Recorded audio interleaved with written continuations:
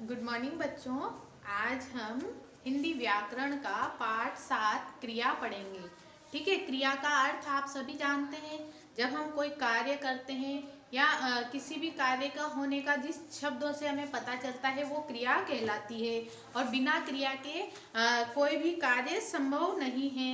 हमारे दैनिक जीवन में, रोज के जीवन में सभी कार्यों क्रिया के द्वारा ही, क्रिया के माध्यम से ही पूरे होते हैं। ठीक है, तो क्रिया की क्या परिभाषा हो जाएगी कि जिन शब्दों से किसी काम के होने या करने का बोध होता है उसे हम क्या कहते हैं, क्रिया कहते हैं। ठीक है, जैसे यहाँ पर कुछ वाक्य दिए गए हैं। नंबर 1, शीना नृत्य सीखती है, रामू क्रिकेट खेलता है, अनूप गीत गाता है और राकेश पुस्तक पढ़ रहा है।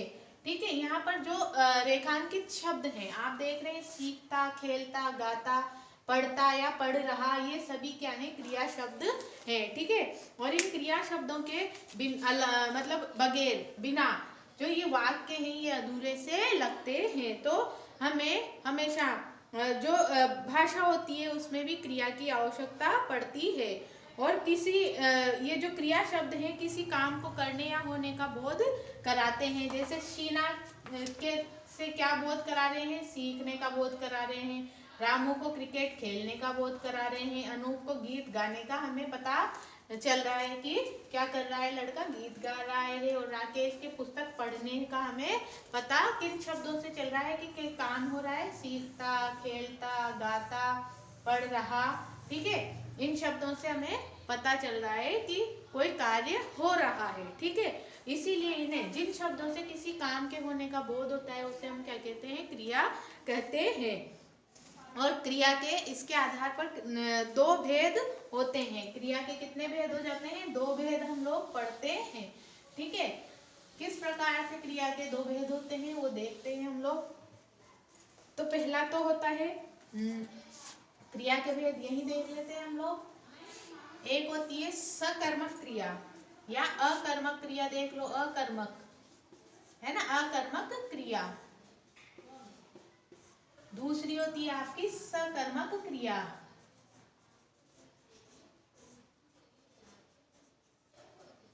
ठीक, अब क्रिया क्या, क्रिया तो हमने देख ली, लेकिन कर्म क्या होता है। जब हम कोई वाक्य लिखते हैं तब उसमें एक कर्ता, कर्म और क्रिया होती है, तब वाक्य क्या होता है, पूरा होता है। बहुत से वाक्यों में बिना कर्म के भी छोटा सा वाक्य बनाया जाता है, वहां पर कर्म नहीं होता है। ठीक है, तो जहाँ कर्म और कर्ता और क्रिया होती है, कर्म नहीं होता है, वो कौन सी क्रिया कहलाती है, अकर्मक क्रिया कहलाती है। इसकी परिभाषा ऐसे हो जाएगी कि जिस क्रिया का कोई कर्म नहीं होता है ना, जिस क्रिया का कोई कर्म नहीं होता है वह कैसी क्रिया कहलाती है, अकर्मक क्रिया कहलाती है। जैसे एक वाक्य है कि सुनीता रो रही है। यहाँ पर देखिए, सुनीता क्या है, कर्ता है। ठीक है, रोना क्रिया है, रही है, रहना और होना भी क्या है, एक क्रिया है। ये क्या है, क्रिया। तो इन क्रियाओं का कोई कर्म नहीं है। इस क्रियाओं का सीधा फल किस पर पड़ रहा है, कर्ता पर पड़ रहा है। ठीक है, तो यहाँ पर अकर्मक क्रिया होगी। एक और वाक्य ले लेते हैं, जैसे कि रामू हंस रहा है, हंस रहा है। अब यहाँ रामू तो कर्ता हो गया, हंस रहा है ये क्या हो गई, आपकी क्रिया हो जाती है। ठीक है, राम खेलता है।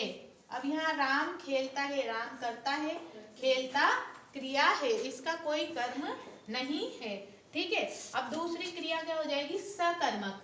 स मतलब कि कर्म के बिना, स मतलब कि कर्म के साथ, कर्म के साथ।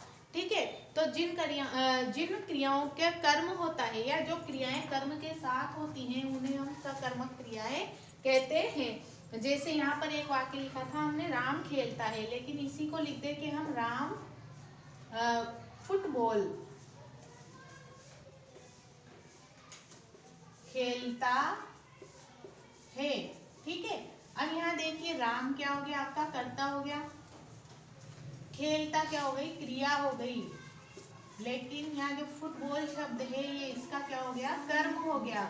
अब जो खेलता क्रिया है इसका सीधा फल किस पे पड़ रहा है, फुटबॉल, मतलब कि कर्म पर पड़ रहा है, न कि कर्ता पर।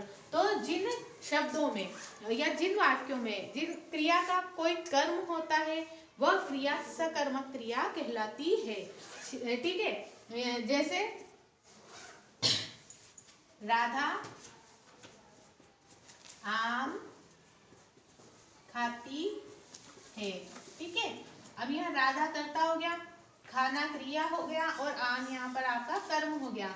तो इसका एक कर्म है, इसलिए यहाँ पर कौन सी क्रिया हो गई, सकर्मक क्रिया हो जाएगी। ठीक है, अब कर्म की पहचान कैसे करें। ठीक है, हमें कर्म की पहचान करनी है तो हम कैसे करेंगे, इसमें हम एक दो वाक्य लिखते हैं।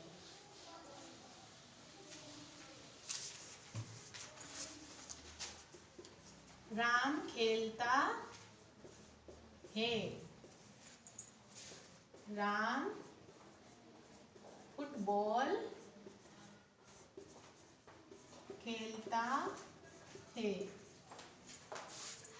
राधा गाती है, और यहाँ लिखते हैं हम राधा गाना गाती है।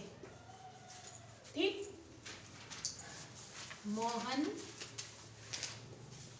पढ़ता है और मोहन पुस्तक पढ़ता है। ठीक है, ये हमारे पास 3 वाक्य हैं। ठीक, पहले में देखिए हम अकर्मक क्रिया में चलते हैं। अकर्मक क्रिया में राम खेलता है, एक कर्म, एक कर्ता है और एक क्रिया है, एक कर्ता एक क्रिया। राधा गाती है, एक कर्ता एक क्रिया। मोहन पढ़ता है, एक कर्ता और एक क्रिया। ये सभी क्या है, ये कर्ता है। ठीक है, और ये सभी क्या है, इनकी क्रियाएं हैं। ठीक है, अब हमें कर्म की पहचान कैसे हो कि कर्म क्या होते हैं। जब हमने इसमें ये वाक्य लिख दिए सकर्मक में, लेकिन कर्म क्या है इसके अंदर, इसकी पहचान करने के लिए क्या है, क्रिया के साथ क्या लगाएंगे हम, क्या, किसे या किसको प्रश्न लगाकर हम कर्म की पहचान कर सकते हैं। जैसे हमने राम के साथ लगाया खेलता है, तो राम फुटबॉल का, यदि हमें पता नहीं है कि कर्म क्या है यहाँ केवल, तो क्रिया के साथ हमें प्रश्न लगाना है, क्या खेलता है, क्या खेलता है।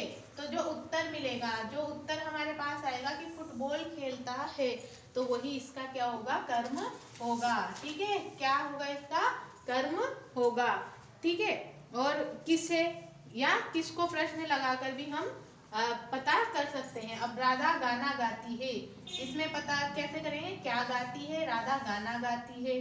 क्या पढ़ता है, तो यहाँ पर पुस्तक पढ़ता है। तो यहाँ जब हमें कोई उत्तर मिलेगा तो कर्म है। अगर हमें यहाँ उत्तर नहीं मिलता है, ठीक है, राम खेलता है, यहाँ हम प्रश्न करें कि क्या खेलता है, लेकिन यहाँ हमें कोई उत्तर नहीं मिल रहा है, तो मतलब यहाँ पर कर्म नहीं है, इसलिए ये अकर्मक क्रिया है। और जहाँ उत्तर मिल जाए वहां पर सकर्मक क्रिया होती है। ठीक है, अब इस क्रिया को आप पढ़िए और अभ्यास कार्य कॉपी में करिए। धन्यवाद।